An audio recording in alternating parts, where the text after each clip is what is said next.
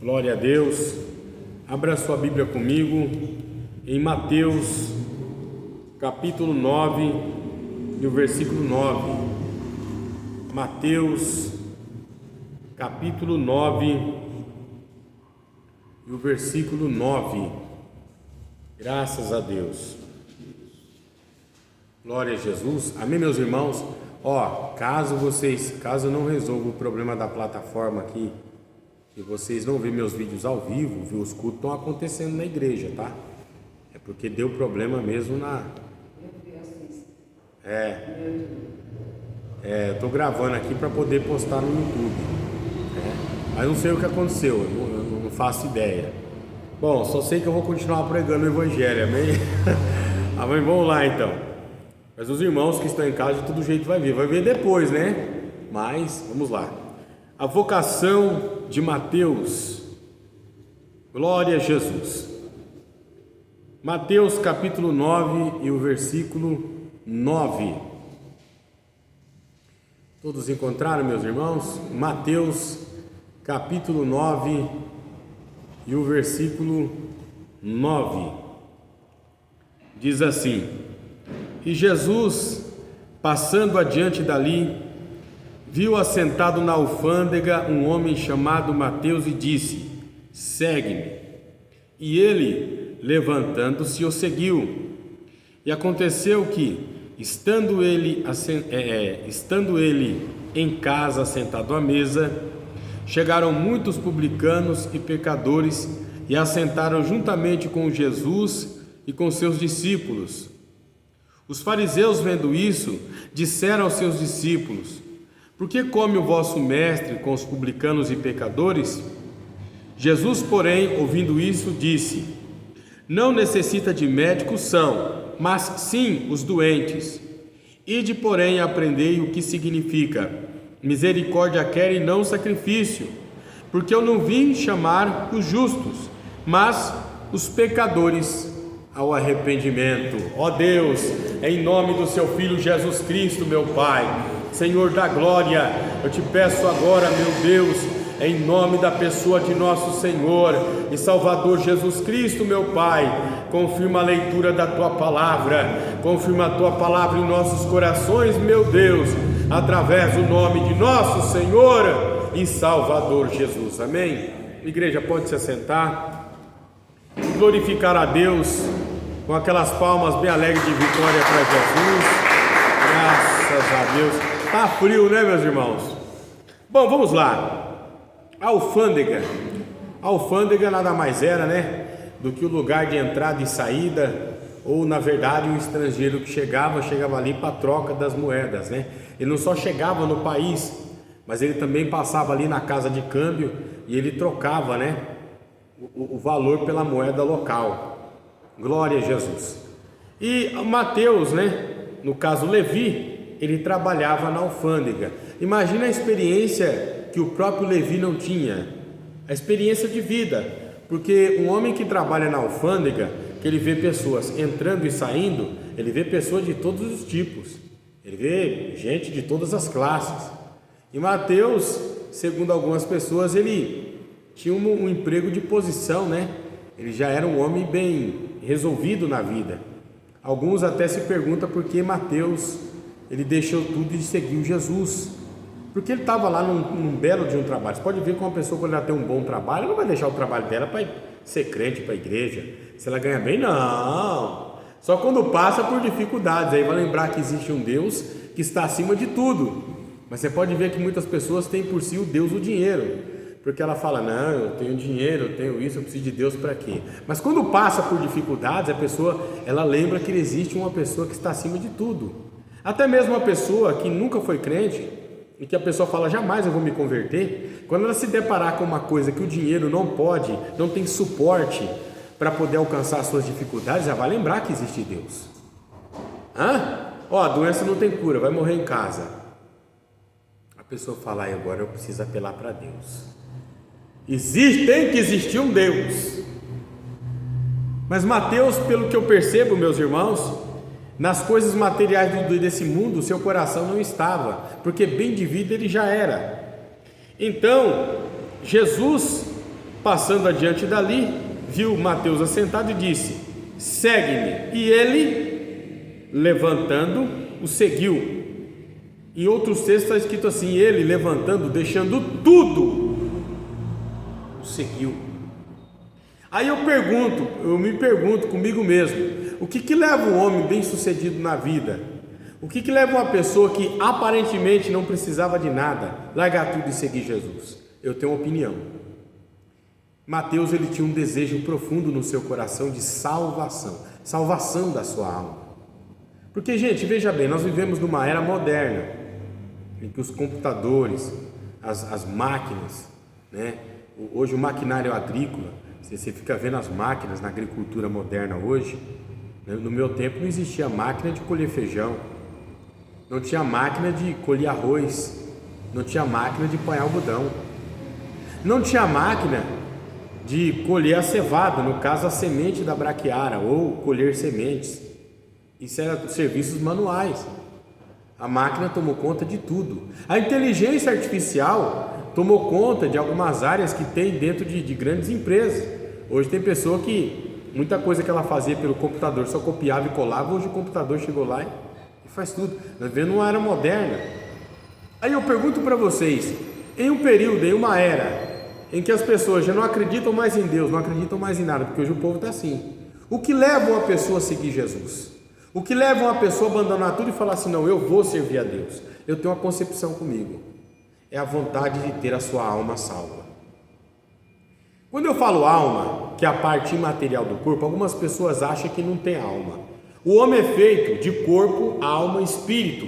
1 Tessalonicenses 5,23 está escrito: e o vosso Deus de paz vos santifique em tudo, em todo o vosso espírito, alma e corpo. O corpo é a parte material, o espírito e a alma são as partes imateriais do corpo que você acha que você não tem, mas você descobre que você tem alma quando você dorme. Quando você tem um pesadelo, ou você tem um sonho, que ele é muito real, ao ponto de você sentir dor, ou você sentir emoção, isso é alma. Você sabe que você tem uma alma. Através dos seus sonhos você descobre que você tem uma alma, porque você sonha com coisas, pode sonhar com coisas que acontecem, ou você pode sonhar com coisas que não aconteceram, ou você pode ter um sonho de memórias que estão no seu subconsciente, mas você se dá conta de que você tem uma alma. E você se dando conta que você tem uma alma, uma das coisas que você não quer é que a sua alma pereça no fogo do inferno. Você não quer que a sua alma vá para o inferno. Você tem uma preocupação. Tem pessoas que não acreditam que existe o inferno, mas o inferno ele existe. Bom, Mateus capítulo 9, né? Mateus capítulo 9, versículo 10 está escrito assim: e aconteceu que, estando ele assentado à mesa, chegaram muitos publicanos e pecadores e assentaram juntamente com Jesus e os seus discípulos. E os fariseus, vendo isso, disseram aos seus discípulos: por que come o vosso mestre com publicanos e pecadores? Jesus, porém, ouvindo isso, disse: não necessita de médico o são, mas sim os doentes. Quem são os doentes? Os doentes são as pessoas que não têm fé para a salvação. Os doentes são as pessoas que têm a fé praticamente quase morta, porque a fé, sem a prática da fé, ela é uma fé morta. Tiago, ele definiu a fé como fé viva. Tiago, livro de Tiago, no capítulo 2, né? Tiago 2:26 está escrito: porque assim como o corpo sem o espírito está morto, assim também a fé sem as obras é morta. Então, o crente, quando ele fica doente espiritualmente, isso significa que o crente ele já não tem mais fé. Ele é uma pessoa que ele fala: creio em Deus com a boca, mas a prática da fé ele não tem. Ele não possui a prática da fé que existiu em Mateus, porque Mateus, meus irmãos, ele pratica exatamente o que está escrito em Tiago capítulo 2, E o versículo 20: mas, ó homem vão, queres tu saber que a fé sem as obras é morta? E aí Tiago dá a seguinte explicação da fé: porventura Abraão, nosso pai, não foi justificado pelas obras quando ofereceu sobre o altar seu filho Isaque? É uma pergunta. Abraão não foi justificado pelas obras? Pelas obras quando ofereceu, sobre o altar seu filho Isaque? Por exemplo, Deus pediu para Abraão que ele sacrificasse seu filho. Deus pediu para Abraão, filho dele, em sacrifício. Pediu ou não pediu? Mas aí, Abraão foi justificado através de ir lá e levar o menino e querer sacrificar, porque a história conta que ele não consegue sacrificar, ou ele só ficou olhando e não fez nada?